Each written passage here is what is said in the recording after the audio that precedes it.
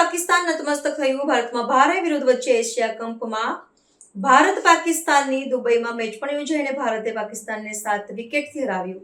Asia કપના પ્રથમ રાઉન્ડમાં ભારત અને પાકિસ્તાનની મેચમાં રસાકસી બાદ ભારતે શાનદાર જીત હાંસલ કરી હતી।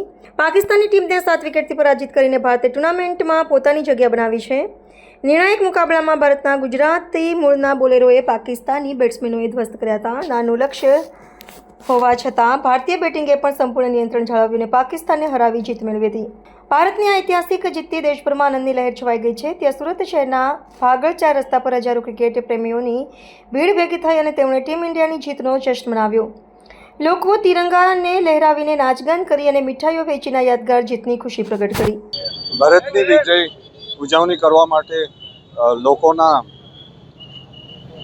શહેરના લોકો ભાગળ 4 રસ્તામાં મોટા સંખ્યામાં એકઠા થયું હતું અને પોલીસ ડિપાર્ટમેન્ટ દ્વારા સાવચેતી પગલાં તરીકે ભાગલ અને શહેરના મહત્વપૂર્ણ વિસ્તારમાં પૂરતા બંદોબસ્ત રાખવામાં આવેલ છે અને અત્યારે ભાગળ 4 રસ્તામાં ટ્રાફિક રાબેતા મુજબ ચાલુ છે, સંપૂર્ણ નોર્મલ છે।